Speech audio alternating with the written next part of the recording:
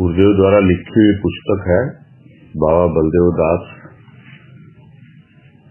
और उसमें बाबा की जीवनी है, जिसका हम पिछले 2 दिन से पठन पाठन कर रहे हैं, समझने का प्रयास भी कर रहे हैं और बाबा के जीवन चरित्र से अवगत भी हो रहे हैं।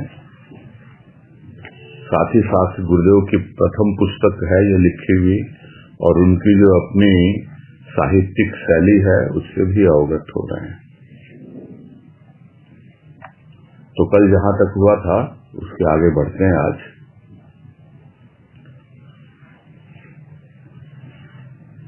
कह रहे हैं, कवियों ने जवानी को दीवानी और उन्मादनी कहा है। देखा जाता है इस युवावस्था में मनुष्य इंद्रियों के प्रबल का दमन करने में अपने को असमर्थ पाता है। मानव वेगवती काम सरिता की उत्ताल तरंगों से प्रवाहित हो कूल किनारा नहीं पाता। इंद्रियां या मानसिक प्रवृत्तियां मनुष्य को नचा डालती हैं। मानव मनोज के वशीभूत हो उरोज पर दृष्टिपात कर कर्तव्य का ज्ञान खो बैठता है। विश्वामित्र का 60,000 वर्ष का तप एक अप्सरा के कटाक्ष मात्र से भ्रष्ट हो जाता है। ऐसी कुछ क्रीड़ाएं हैं मनुष्य के अंग अंग को आहत कर देने वाले उस अनंग की, किंतु ये अवस्थाएं तो उनकी हैं जिनके जीवन का ध्येय है खाओ पियो आनंद करो, कल ही तो अंत है।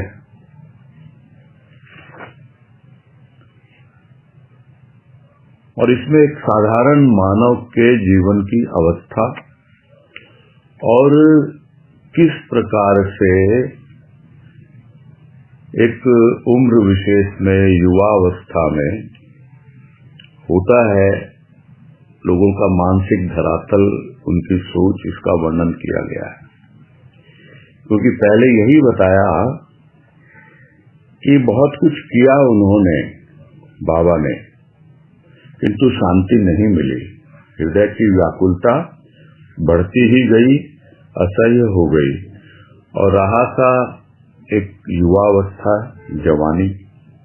तो कवियों ने तो कहा ही है जवानी को दीवानी, और इतना उन्माद होता है, इतना जोश और जुनून होता है, यह सब हम देखते ही हैं। और हम भी कभी जवान थे तो हमें भी अनुभव उसका है कि ये जो युवावस्था है, इसमें इंद्रियों के प्रबल का दमन करने में अपने आप को असमर्थ पाता है प्राणी। इंद्रियों का दमन करना चाहता है किंतु दमन नहीं हो पाता है। उसके भीतर जो काम सरिता है, यानी कामना वासना की जो एक भीतर ही भीतर नदी बहती है, उसका इतना वेग हो जाता है, इतने जोरों से उछाले मारता है भीतर काम, कि उसकी तरंगों में प्रवाहित हो जाता है उसका पूरा अंतःकरण, और उस वक्त उसे कोई कूल किनारा सूझता ही नहीं। यानी इसमें इतने विस्तार से गुरुदेव ने एक मानसिक अवस्था का वर्णन किया है जो शारीरिक अवस्था के कारण कुछ ऐसा रूप बन जाता है उसका कि कूल किनारा ही नहीं मिलता। उसकी इंद्रियां और दूसरी ओर उसकी जो मानसिक प्रवृत्तियां हैं वो इतनी प्रभावित हो जाती हैं कि मनुष्य उन्हीं के इशारे पर नाचता रहता है और उन्हीं के चलाए चलता रहता है। ये जो मन में उठते हुए छोटे मोटे विचार हैं, उनको छोटा मोटा नहीं समझता, उनके लिए बड़े हो जाते हैं। वो उसी के वशीभूत होकर के वो जहां कहीं भी दृष्टिपात करता है उसकी नजरें वही ढूंढती हैं, उसी तरह का दृश्य देखना चाहती हैं, और जो उसका कर्तव्य है, क्या उसके लिए करना चाहिए, कैसा जीवन उसको बिताना चाहिए, ये सब कुछ जो थोड़ा बहुत सीखा भी है अपने बड़ों से, पूर्वजों से, वो सब कुछ भूल बैठता है वो। और इसीलिए विश्वामित्र का उदाहरण देके समझाया कि 60,000 वर्ष का तप भी एक अप्सरा के कटाक्ष मात्र से भ्रष्ट हो गया। क्यों? क्योंकि उनके मानसिक प्रवृत्तियां जो थी वो इसी तरह थी, ऐसी ही कुछ पीड़ाएं होती रहती हैं। और जब ऐसा हो जाता है तो यह अवस्था बन जाती है मनुष्य की कि उसका अंग प्रत्यंग जो है वो आहत हो जाता है, यानी कष्टमय हो जाता है, दुखी हो जाता है, चोट लगती है। उस वक्त कंट्रोल नहीं रहता और बाद में सोचता है तो कितना अपने आप को देखने लगता है। तो यह आहत कर देने वाले कुछ अनंग की है। अनंग कहते हैं कामदेव को। तो कामदेव के प्रभाव में आकर ये कुछ ऐसी पीड़ाएं मनुष्य कर बैठता है जो उसके अंग प्रत्यंग को क्षत विक्षत कर देती है, आहत कर देती है। किंतु ये सब अवस्थाएं किसकी है? युवावस्था में ये उनकी है जिनके जीवन का ध्येय क्या? बस आराम से जियो, खाओ पियो, आनंद करो, कमाओ धमाओ, घर परिवार बढ़ाओ, इसके अलावा और कुछ नहीं। क्योंकि उन्हें लगता है वो आज का दिन ही तो मिला है, आज का दिन इन्हीं सब चीजों में एंजॉय कर लें, कल क्या होगा किसको पता है। तो इस तरह की फिलॉसफी लेकर, ऐसी सोच लेकर जो जीवन जीते हैं और रहा सहा उम्र ऐसी होती है, तो इसमें इतना गुरुदेव ने सटीक वर्णन किया है जो हर समय बिल्कुल वैलिड है और आज भी है। आज भी हम चारों ओर देखते हैं यही अवस्था है। आगे है, बाबा बलदेव दास ने मानसिक विचारों की रक्षा के लिए केवल दमन को श्रेयस्कर समझ मिताहार आरंभ किया। दूध और 2 रोटियां ही आहार था दिन रात का। यह साधना का प्रथम सोपान था। यूं शारीरिक भोजन कम कर मानसिक भोजन दिन प्रतिदिन बढ़ाते गए। जिज्ञासा बढ़ती गई। मंदिर के कार्यों के लिए दिलचस्पी न रही। सुनियंत्रित भोजन भी उन्हें संतोष न दे सका। व्याकुलता का तापक्रम कम करने के लिए जब संगीत को साधन बनाया, अब संगीत को साधन बनाया। इस अवस्था में इनके भजन ऐसे होते थे मानो विरहिणी वियोग से दग्ध होती हुई प्रिय मिलन के लिए आकुल हो, स्वर लहरी में करुणा का स्रोत प्रवाहित कर विलाप करती हो। भजन में करुणा और विरह का समावेश श्रोता को रुला देता था। संगीत या भजन न था, थी हृदय की बेचैनी जो श्रोता के हृदय में हलचल उत्पन्न कर उसे अश्रुपात के लिए विवश करती थी। तो इस तरह के मानसिक विचार युवा अवस्था में आने स्वाभाविक है, जो अभी वर्णन किया। तो बाबा बलदेव दास ने इस तरह के मानसिक विचारों से अपनी रक्षा करने के लिए यही समझा, भाई शरीर का दमन किया जाए, उसी को श्रेयस्कर समझा, यानी उसी को महत्वपूर्ण समझा। और यह समझकर उन्होंने भोजन की मात्रा बहुत कम कर दी। मिताहार यानी आहार को बहुत ही कम कर दिया, वो प्रारंभ किया उन्होंने। तो क्या लेते थे? सिर्फ दूध और 2 रोटियां। दिन रात दोनों समय बस यही उनका आहार था। तो ये साधना का उनका पहला सोपान था, यानी प्रथम सीढ़ी थी वो साधना की ओर, कि शारीरिक भोजन कम कर दिया और मानसिक भोजन को दिन प्रतिदिन बढ़ाते रहे। तो मानसिक भोजन क्या होता है? मानसिक भोजन होता है भजन। तो वो भजन साथ साथ करते और जिज्ञासा भी बढ़ती रही उनकी, और मंदिर के कार्यों में धीरे धीरे दिलचस्पी कम हो गई। ठीक है, एक कर्तव्य समझ के वो करते रहे मंदिर के कार्य, और साथ ही साथ उनका भोजन भी पूरी तरह नियंत्रित था, किंतु उससे भी उन्हें संतोष नहीं मिला। तो व्याकुलता का जो तापक्रम था, यानी उसका टेम्परेचर कुछ ऐसा बढ़ गया, तापमान कुछ ऐसा बढ़ गया व्याकुलता का, उसको कम करने के लिए संगीत को साधन बनाया कि भाई कम से कम व्याकुलता कम होगी। किंतु ऐसे भजन होते थे इनके इस अवस्था में कि जैसे कोई विरह में, वियोग में पूरी तरह चल रहा हो, इतना तापमान उसका हो गया हो, दग्ध होती हुई प्रिया मिलन के लिए आकुल हो।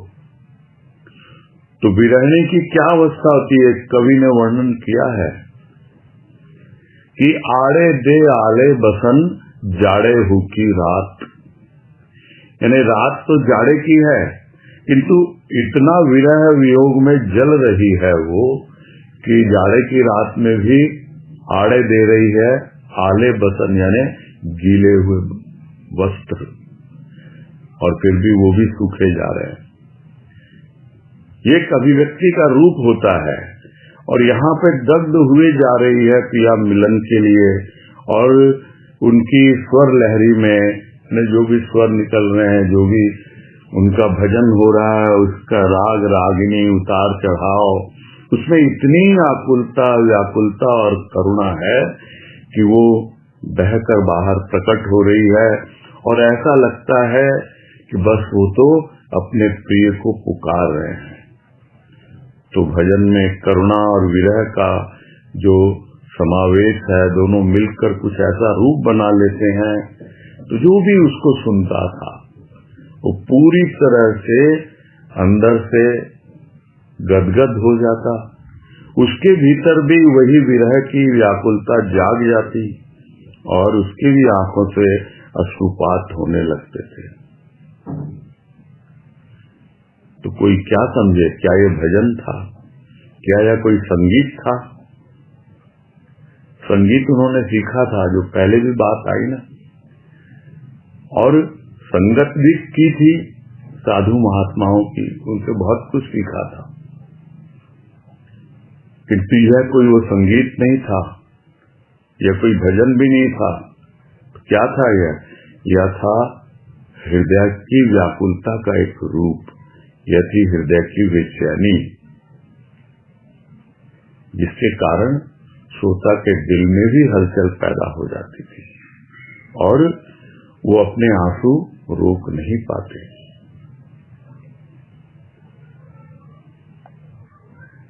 मंदिर के कार्य नियमित रूप से करते हुए भी उनको संतोष न होता था, किंतु उन कार्यों को महंत पद के लिए कर्तव्य समझते थे। आप चित्त निग्रह के लिए एकांत सेवन, मंत्र, जप आदि साधन किया करते हैं। समय को यूं बिताना एक मानवीय दुर्बलता है, किंतु दुर्बलता को मार भगाना ही इनका काम था। जप तप एकाग्रता मन को अल्प समय के लिए राहत देते, किंतु बच्चा कब तक खिलौने के साथ खेलता रहता, उसे माता का प्यार स्मरण होता, और जैसे बछड़ा अपनी माँ को समीप पाकर क्षुधार्त होने पर छटपटाने लगता है, गर्दन पर पड़े हुए बंधन से मुक्त होना चाहता है, एवं माँ का स्तन पान कर क्षुधा से निवृत्त होना चाहता है, स्वामी जी भी मानसिक क्षुधा से छुटकारा पाना चाहते थे। इनके कार्य अब मंदिर तक सीमित न थे, इनके कार्य अब तक मंदिर तक सीमित थे। तो मंदिर के कार्य तो सीमित थे, और नियमित रूप से करते हुए भजन भी गाते, सब कुछ करते, किंतु ये सब करके भी संतोष नहीं मिलता था बाबा को। वो यही समझते थे कि भाई ये तो कर्तव्य है मेरा, मैं महंत हूँ यहाँ का, और महंत पद के लिए जो भी मेरा कर्तव्य है उसका मुझे पालन करना है।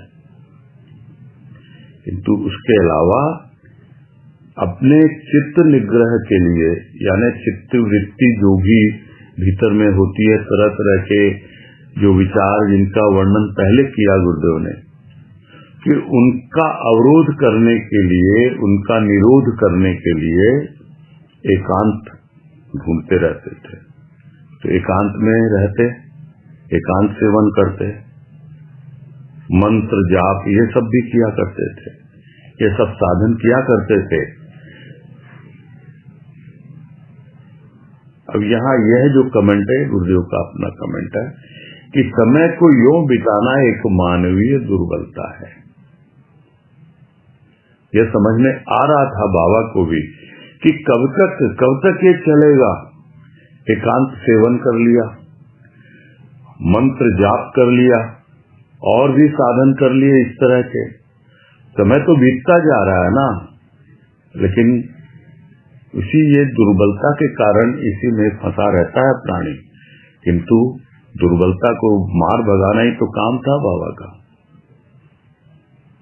उनको समझ में आ गया कि यह जप तप एकाग्रता ये सब थोड़ी सी देर के लिए राहत मिलती है इससे मन को, और ये सब बच्चों के खेल हैं, खिलौने दे दिए लोगों ने, और जप तप मंत्र साधन ये सब अपना करके बस खिलौने से खेलता रहता है बच्चा। वैसे मन इनसे खेलता रहता है, किंतु बच्चा कब तक खेलता खिलौनों से? उसे तो माँ की याद आ रही है, माँ का प्यार, यानी उस परमात्मा का जो माता है उसकी, यह आत्मा जिससे बिछुड़ी हुई है, जो उसका अंश है, उस माता का प्यार जैसे बछड़े को याद आ जाता है, और फिर वो धीरे धीरे अनुभव करता है भीतर कि माँ मेरे समीप है बिल्कुल, तो एकदम उसकी जो क्षुधा है उससे बिल्कुल आर्त हो जाता है। यानी अब उसे और कुछ नहीं चाहिए, बस वो तो अपनी माँ का स्तनपान करना चाहता है। वो बछड़ा उस गाय का छटपटाने लगता है, और जो भी उसके गर्दन पर पड़ा हुआ बंधन है, उसी तरह प्राणी के जीवन में जो भी बंधन है, उन सब बंधनों से वो मुक्त होना चाहता है। और यही चाहता है कि बस मैं तो मेरी जो भी क्षुधा है, मेरी जो भूख है, उसको मिटाऊं, उससे मैं निवृत्त हूं। और यहाँ भूख तो है ही, तो समझ में आ गया कि भाई खिलौने से कब तक खेलता रहूंगा मैं, मुझे तो माँ की याद आ रही है, और मुझे तो उसका दुग्ध पान करना है। उसी प्रकार बाबा भी अपनी मानसिक क्षुधा से छुटकारा पाना चाहते थे, यानी छुटकारा मिल जाए, बस ये भूख हमेशा के लिए शांत हो जाए। इनके कार्य अब मंदिर तक सीमित थे, यानी जो भी थोड़ा बहुत करते मंदिर तक, उसके अलावा नहीं। तो एक बार क्या हुआ, मन मचल गया, कहने लगा चलो ना तुम भी तीर्थाटन कराओ, शांति मिलेगी। तो दुर्गम पहाड़ों की यात्रा की आत्म संतोष के लिए, असहनीय मार्ग के कष्ट उठाए। यही नहीं, जब एक बार यात्रा समाप्त हो गई तो दूसरी बार फिर उसी लगन से यात्रा की। मंडेला से हरिद्वार तक पैदल ही भ्रमण किया, अभाव के लिए नहीं, किंतु आत्म प्रसन्नता के लिए। मार्ग कष्ट, इन्हें कष्ट ही प्रतीत न हुए, यह तो अन्वेषण में लगे हुए थे।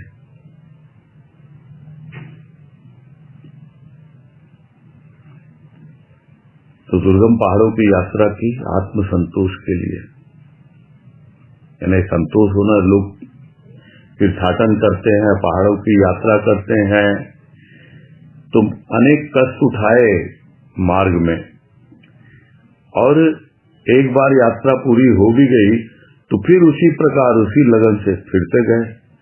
यानी मंडेला से हरिद्वार तक पैदल ही गए, यह नहीं कि कुछ और साधन नहीं अपना सकते थे यात्रा के लिए, अभाव नहीं था कोई, किंतु उनको अपनी आत्म प्रसन्नता चाहिए थी, खुद की खुशी के लिए, अपनी ही खुशी के लिए पैदल भ्रमण किया। और एक बार नहीं, फिर दोबारा, फिर से। क्यों? क्योंकि रास्ते में जो भी कष्ट या परेशानी आती वो उन्हें अनुभव नहीं करते, कष्ट नहीं प्रतीत होते। वो तो एक खोज में लगे हुए थे, अन्वेषण में, कि भाई आखिर है क्या ये, क्यों लोग इतनी तीर्थाटन करते हैं, ये तीर्थ की यात्रा करते हैं।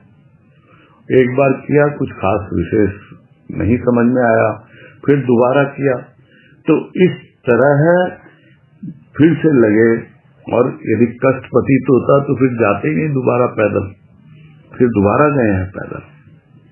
तो यह अवस्था थी। तो कष्ट को कष्ट समझने वाला प्राणी भला कहां तक अग्रसर हो सकता है?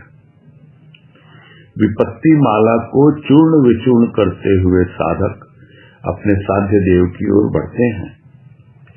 श्री राधा को मार्ग कंटक क्या श्री कृष्ण के मिलन से वंचित कर सके? ज्यों-ज्यों बाधा श्री राधा के मार्ग अवरुद्ध करने के लिए तत्पर होती, श्री राधा द्विगुण उत्साह से अग्रपदगामिनी बनती। श्री राधा के विरह का वर्णन वैष्णव कवियों ने मार्मिक पदावली में किया है। साधारण धरातल के लोग कुछ उपवास, व्रत आदि कर कर्तव्य की तीसरी समझ बैठते हैं, किंतु जो अंतर्द्वंद के चक्कर में पड़ा हो वह भला शांति से कैसे बैठ सकता है? मृग कस्तूरी की सुगंध को प्राप्त करने के लिए न जाने कहां कहां भ्रमित हो भ्रमण करता है। ये भी अधीर हो गए थे स्व साक्षात्कार के लिए। कभी तीर्थ में खोजते, कभी व्रत में, कभी स्नान में, तो कभी स्मरण में अथक परिश्रम करते थे, किंतु कहां शांति, कहां साक्षात्कार। यूं दिन बीत रहे थे, पर व्याकुलता बढ़ती ही गई, मर्ज बढ़ता ही गया ज्यों-ज्यों दवा की। जब पूजा, एकांत सेवन व गान द्वारा किसी तरह शांति न मिली, ऊपरी साधन मानसिक शांति न ला सके, इस तरह अशांति ने जीवन को असह्य बना दिया। मानसिक द्वंद प्रारंभ हुआ, वैराग की भावना जागृत हो उठी। थोड़ा बड़ा पैराग्राफ है, किंतु स्पष्ट है कि भाई जो आगे बढ़ना चाहता है और जिसके भीतर आगे बढ़ने के लिए इतनी व्याकुलता है, कितनी बार मार्ग के कष्ट है, कष्ट को कष्ट नहीं समझता, और एक शारीरिक कष्ट, एक मानसिक कष्ट। तो मानसिक कष्ट जब होता है तो शारीरिक कष्ट का कोई महत्व रह नहीं जाता है, किंतु जो कष्ट को कष्ट समझते हैं और वहीं पे अटक जाते हैं, तो वो कैसे आगे बढ़ेंगे? जो भी साधक होता है उसके सामने एक नहीं, दो नहीं, न जाने विपत्ति किस किस रूपों में आती है। यहाँ गुरुदेव कह रहे हैं विपत्ति माला, जैसे माला के एक एक मनके होते हैं, वैसे ही विपत्ति एक एक करके उसके सामने आती है, किंतु उनको बिल्कुल चूर चूर करते हुए साधक बढ़ता है अपने साध्य देव की ओर।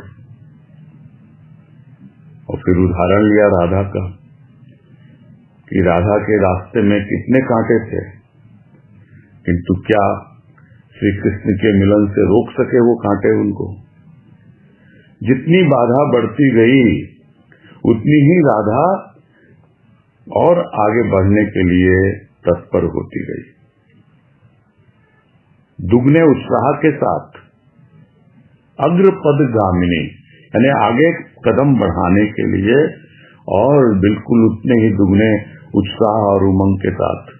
राधा जी आगे बढ़ने लगी।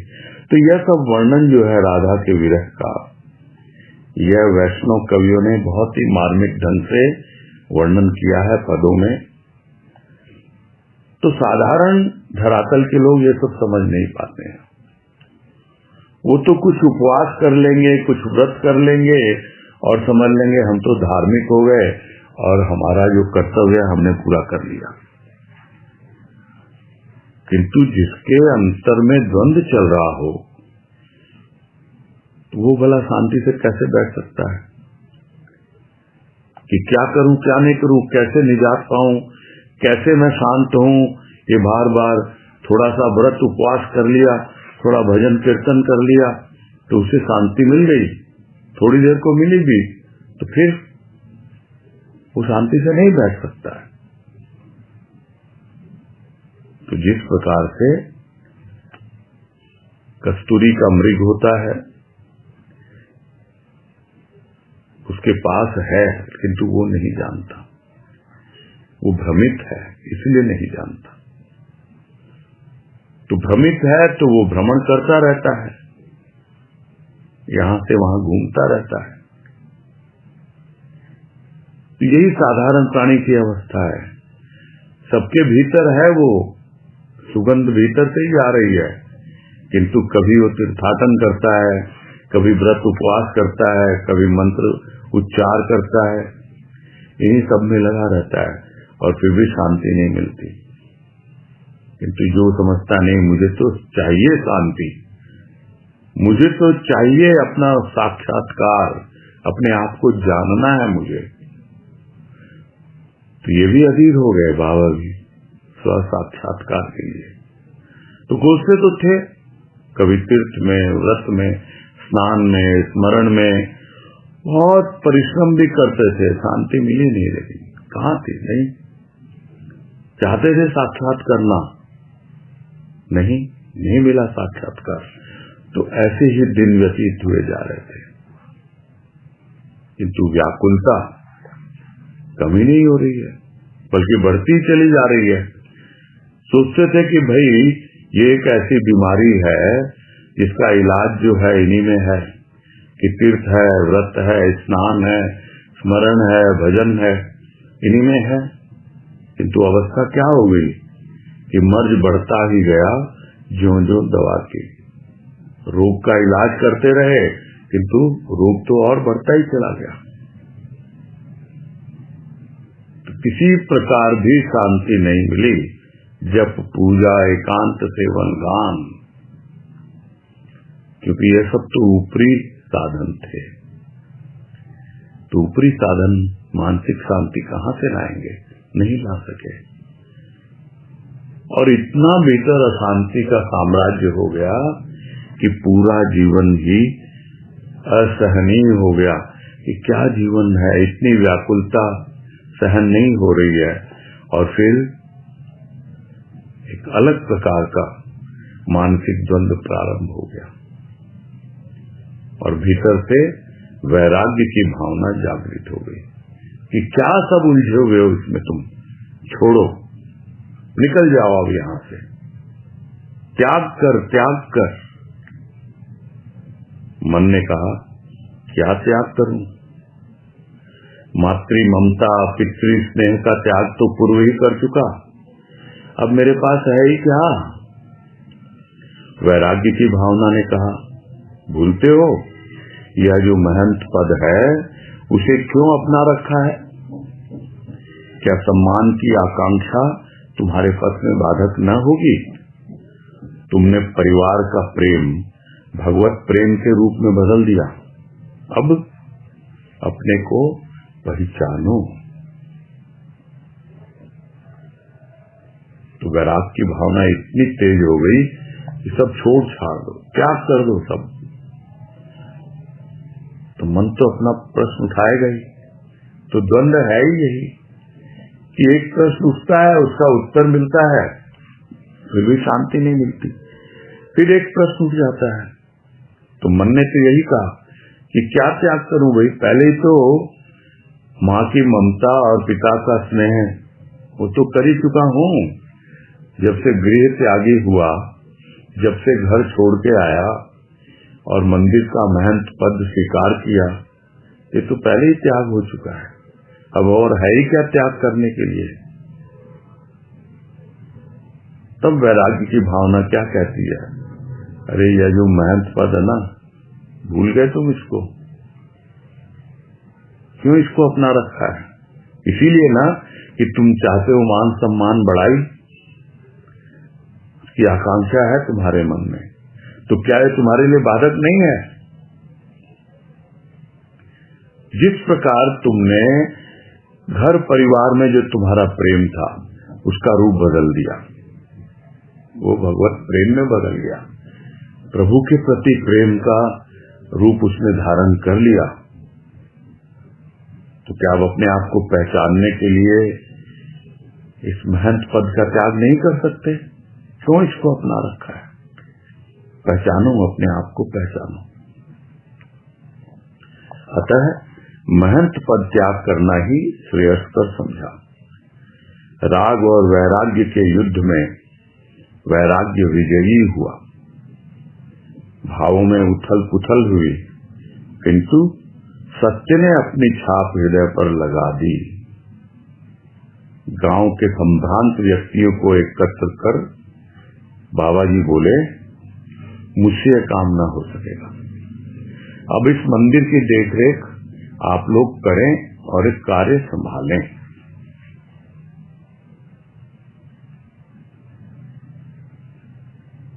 तो मन की बात सुनकर और जो भी अंतर द्वंद था उसको समझकर बाबा ने महंत पद त्याग करना ही उचित समझा कि यही मेरे लिए बढ़िया रहेगा, सबसे श्रेयस्कर रहेगा। एक और राग है यानी जुड़ा रहना किसी से, एक और वैराग है यानी त्याग करना है, तो उसमें वैराग्य की ही विजय हुई। थोड़ा बहुत हुआ, भाव विचारों में आपस में उथल पुथल हुई, किंतु जो सच्चाई थी वही सामने आई, तो सत्य ने हृदय पर छाप लगा दी अपनी। और गांव वालों को सबको इकट्ठा करके जो भी संभ्रांत यानी रिस्पेक्टेड पर्सन थे, जो पंचायत के जो पंच थे उनको, और भी जो महत्वपूर्ण व्यक्ति थे उनको इकट्ठा करके बाबा ने यही कहा, वही मुझसे अब ये काम नहीं हो पाएगा, महंत पद में त्याग करना चाहता हूँ, अब इस मंदिर को आप लोग किसी और को संभालें, किसी को दें, या जो भी आपको करना है देख रेख आप लोग करें और उसका संभालें। तो ग्रामवासियों को यह स्वप्न में भी उम्मीद न थी कि बाबा जी इस प्रकार मंदिर को छोड़ बैठने के लिए तैयार होंगे। बोले, भगवान आप स्थान क्यों छोड़ रहे हैं? भजन तो आप यहाँ रहकर भी कर सकते हैं। आपके उपदेश तथा सत्संग से अनेक लोगों का भला हो रहा है। तो ग्रामवासी समझाने की कोशिश करने लगे बाबा को, क्योंकि उनको तो बिल्कुल भी सपने में भी नहीं सोचा कि भाई ऐसा हो भी सकता है कि इस तरह मंदिर को छोड़ने के लिए बाबा जी तैयार हो जाएंगे और कहेंगे कि भाई मैं तो भजन नहीं करता, अब ये काम आप लोग संभालो इसको। और यही प्रश्न कि आप भजन के लिए कर रहे हो ना, आप क्यों छोड़ रहे हैं भगवान भजन के लिए? ये सब आप यहाँ रहकर भी सब कुछ कर सकते हैं। देखिए ना, आपके उपदेश से, आपके सत्संग से कितने लोगों का लाभ हो रहा है, कितने लोगों को इससे भला हो रहा है, उनका भी तो विचार कीजिए जरा। तो बाबा जी क्या कहते हैं कि भाई मैं आप लोगों के प्रेम और श्रद्धा में कमी नहीं पाता, किंतु अंतः प्रेरणा मुझे विवश कर रही है, वह मुझसे अधिक त्याग की आशा करती है, दूर, बहुत दूर मुझे ले जाना चाहती है। मान सम्मान से मेरा प्रभु प्रसन्न नहीं होता, मुझे जाना ही होगा।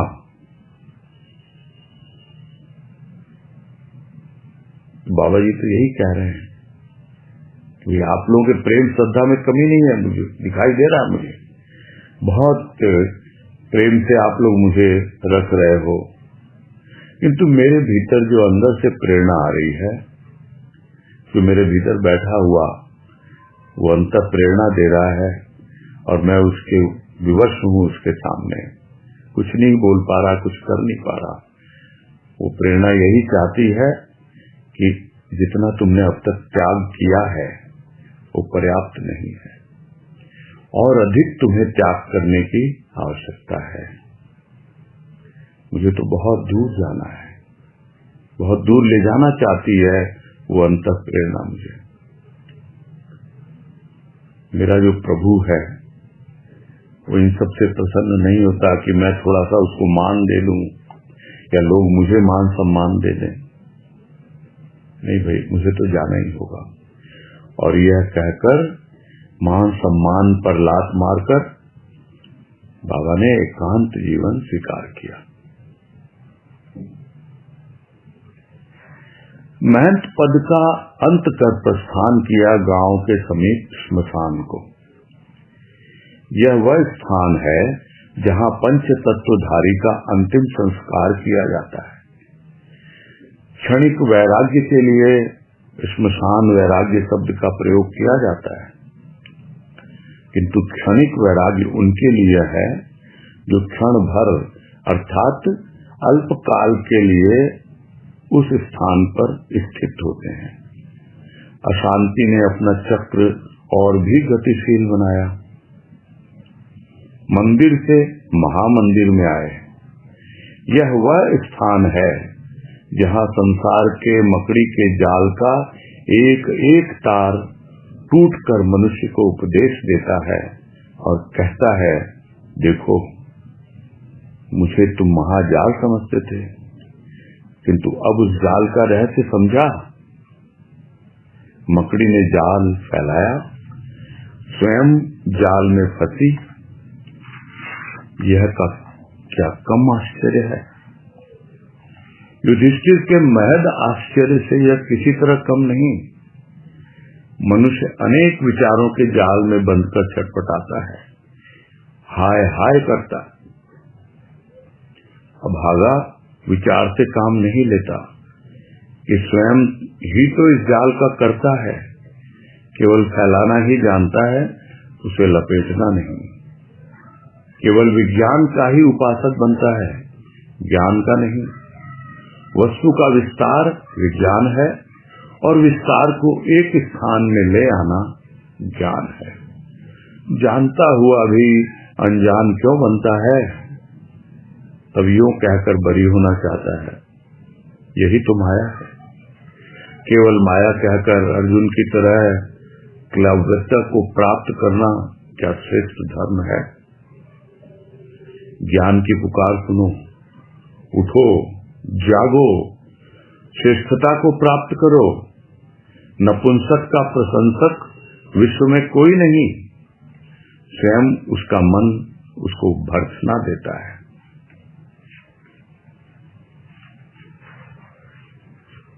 तो महंत पद तो छोड़ दिया उन्होंने, उस महंत पद का अंत कर चल पड़े। तो गांव के पास ही श्मशान भूमि, जहां हम सब जानते हैं कि अंतिम संस्कार किए जाते हैं,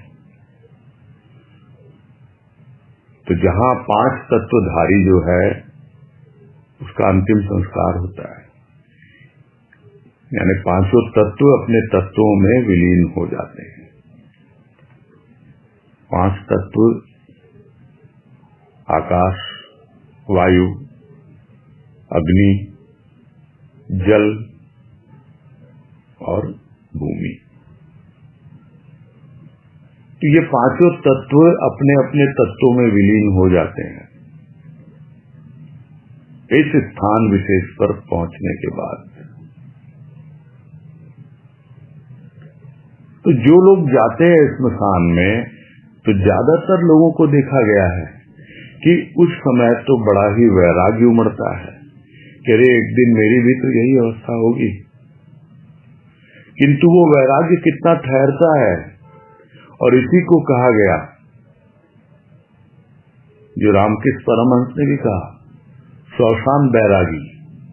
यानी स्मशान में जाके ही वैराग्य उमड़ता है लोगों को, किंतु यह वैराग्य तो वैसा नहीं था ना, वो क्षणिक वैराग्य होता है।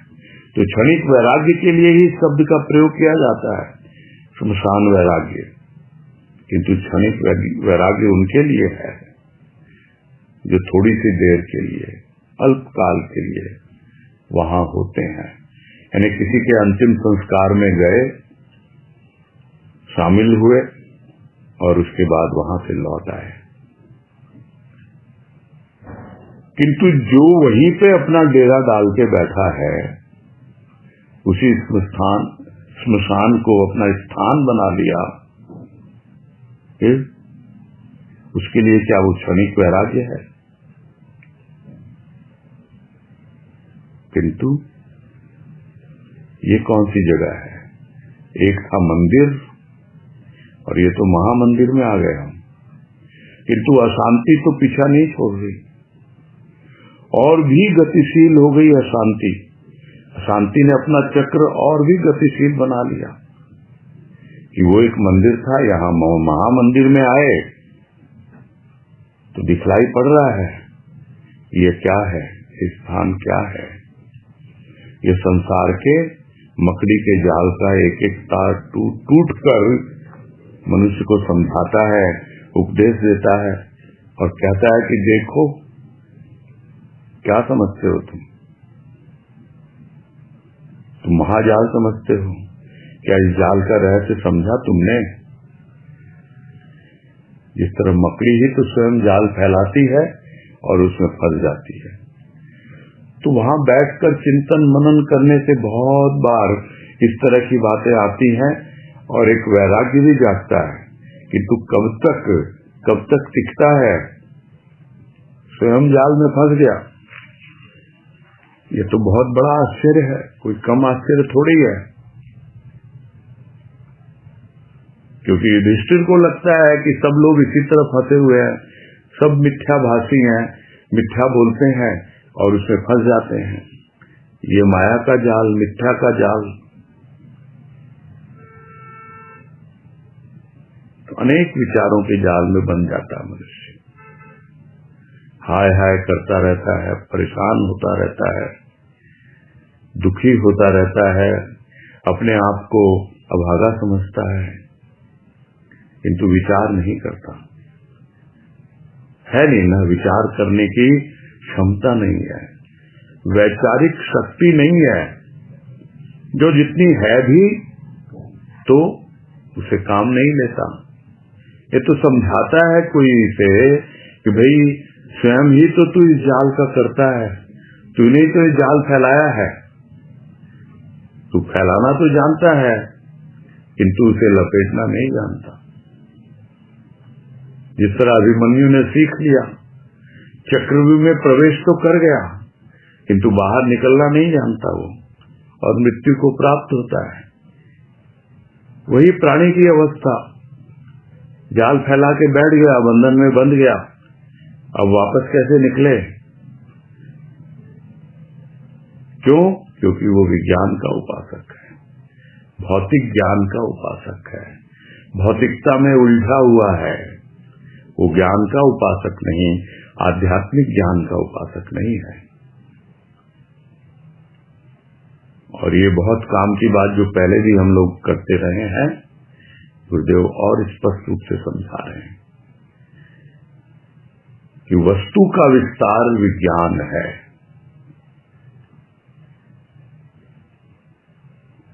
एक तत्व, आत्म तत्व, तो जितना उसका विस्तार किया जाए वो पूरी सृष्टि बन जाती है और वही विज्ञान बन जाता है। हमारे पूर्वजों ने पंच तत्व की बात कही है, किंतु आज विज्ञान ने कितने तत्व बना दिए? लगभग 130 एलिमेंट यानी तत्व है, भौतिक तत्व। विस्तार किए जाता है विज्ञान, किंतु ज्ञान विस्तार को एक स्थान में लाना है। यानी जितने भी तत्व हैं उन सब तत्वों को समेट कर एक आत्म तत्व में ले आना, यही ज्ञान है। जानता हुआ भी अनजान क्यों बनता भाई? पता है ना तुमको ये सब बातें, कितनी बार सुनी है संत महापुरुषों से,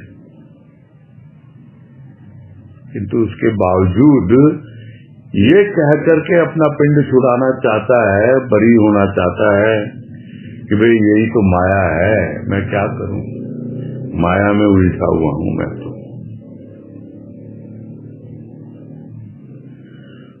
तो अर्जुन क्या करता है? अर्जुन भी तो कृष्ण को यही कहता है कि भाई ये तो माया है, मैं इसी में उलझा हुआ हूं और मैं इससे छुटकारा पाना चाहता हूं। तो इस तरह अपने आप को बचाना, क्या यह कोई श्रेष्ठ धर्म कहलाएगा क्या? अरे ज्ञान पुकार पुकार के कह रहा है सबको कि जितना कुछ है सब समेटो, तुम अपने आप में लेके आओ, उठो, जागो, श्रेष्ठता को प्राप्त करो। तुम्हारे भीतर ही है वो श्रेष्ठ, वो छिपा हुआ, वो श्रेय तुम्हारे ही भीतर है और तुम लगे हुए हो प्रेम में, जो तुम्हें प्रिय है, और फैलाते जा रहे हो अपना संसार। उसको एक वाणी में भी समझाया गुरुदेव ने कि समय रहते समेट, मन मंदिर में पेंट कर उससे भेंट, किंतु फिर भी समझता नहीं प्राणी। तो ज्ञान की पुकार सुनो, यही कहता है ज्ञान, श्रेष्ठता को प्राप्त करो, अभी सोए हुए हो, जागो, उठो, नपुंसक मत बनो। नपुंसक यानी जो कोई पुरुषार्थ करना ही नहीं चाहता, जिसके भीतर पुरुष का भाव आएगा वही तो पुरुषार्थ करेगा। नपुंसक क्या होता है? नामर्द। कोई ऐसा ना समझे कि ये नपुंसकता सिर्फ मर्दों को ही होती है। ये एक ऐसी नपुंसकता है जो प्राणी को कार्य से विमुख करती है, उसे जब करने योग्य है वो नहीं करता, जो पुरुषार्थ करना चाहिए वो नहीं करता, वही नपुंसक कहलाता है। और यही कह रहे हैं यहाँ कि नपुंसक का प्रशंसक विश्व में कोई भी नहीं है। अरे औरों की बात तो छोड़ो, स्वयं उसका मन ही उसको गाली देता है कि क्या तूने अपना घर बना रखा है, क्या तूने अपना जीवन बना रखा है। जब भी शांत होकर बैठता है, मन की आवाज को सुनता है, यही पाता है कि स्वयं मन ही उससे नीचा दिखा रहा है। क्या तुझसे इतना भी नहीं हो सकता? क्या तू यह भी नहीं कर सकता?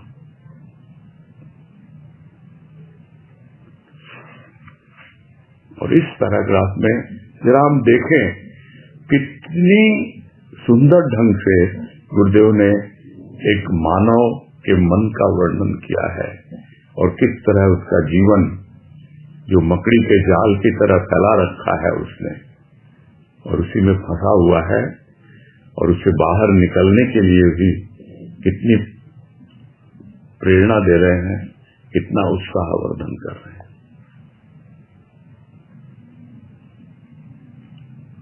अस्तु महंत जी अब आत्मबोधक के लिए निरंतर अंतर टटोलते, मनन करते। महंत से अब संत पद की ओर कदम रखा। ग्रामवासी अब इन्हें महात्मा समझकर दर्शनार्थ आते।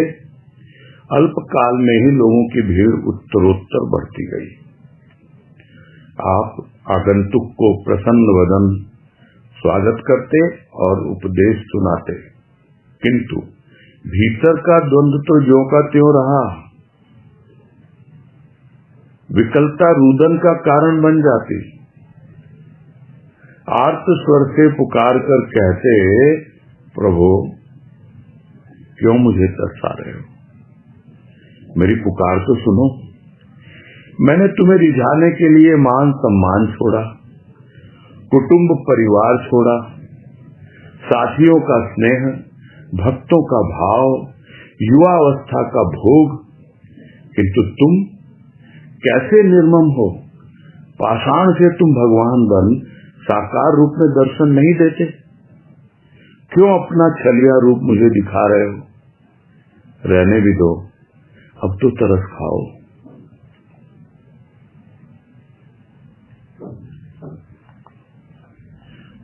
तो महंत जी अब आत्मबोध के लिए निरंतर अपने भीतर टटोलते अपना मन, यानी बाबा महंत पद तो प्राप्त कर चुके थे किंतु बोध तो नहीं हुआ।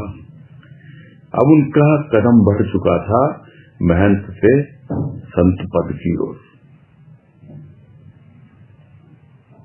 और ग्रामवासी जो भी थे इन्हें महात्मा समझकर दर्शन के लिए आते, और थोड़े ही दिनों में भीड़ बढ़ती ही चली गई।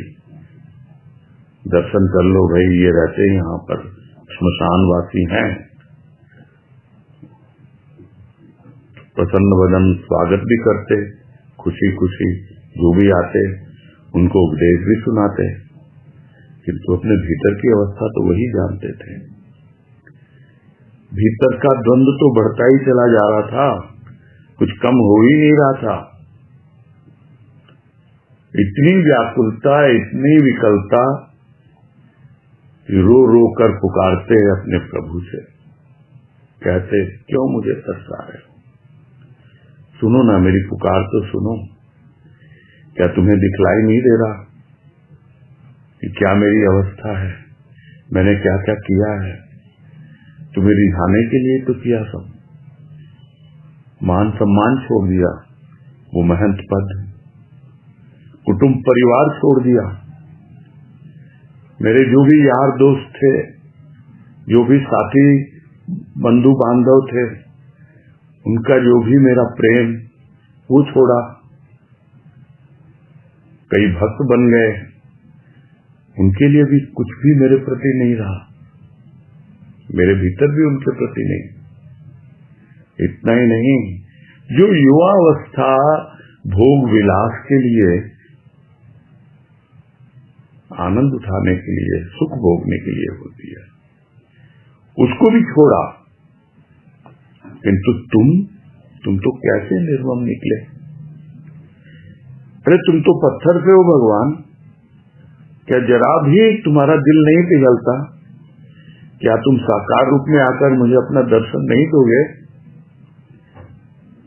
तो क्यों अपना रूप छलिया बनकर छिपा रहे हो, इधर उधर भटका रहे हो? अब तो तरस खाओ मुझ पर।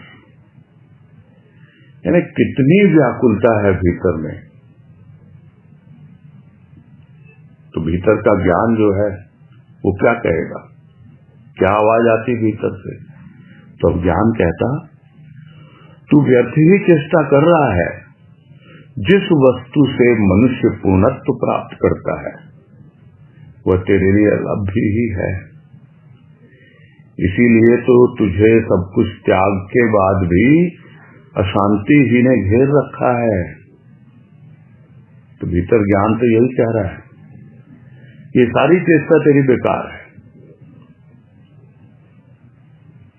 अरे जो पूर्णत्व के लिए मिलना चाहिए, यानी पूर्ण अवस्था तक पहुंचने के लिए, वो अभी भी तेरे लिए बहुत दूर है। लोग कहते हैं सब त्याग कर दो, मिल जाएगा। तो सब कुछ तो त्याग कर दिया, तो क्या मिल गया वो? क्या तुझे मिल गई शांति? अभी भी तो अशांति है तुम्हारे जीवन में। तो यो पूर्णत्व प्राप्ति के लिए लगन बढ़ती ही गई। भावना उन्हें उच्च से उच्चतर भूमिका पर आरूढ़ करने लगी, किंतु मानसिक व्याकुलता रह रह कर उन्हें अशांत बना देती।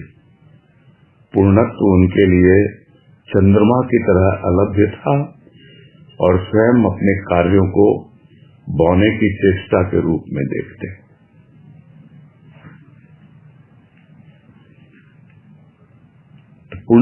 पूर्णत्व की प्राप्ति के लिए, उपलब्धि के लिए दिनों दिन उनके भीतर लगन बढ़ती ही गई।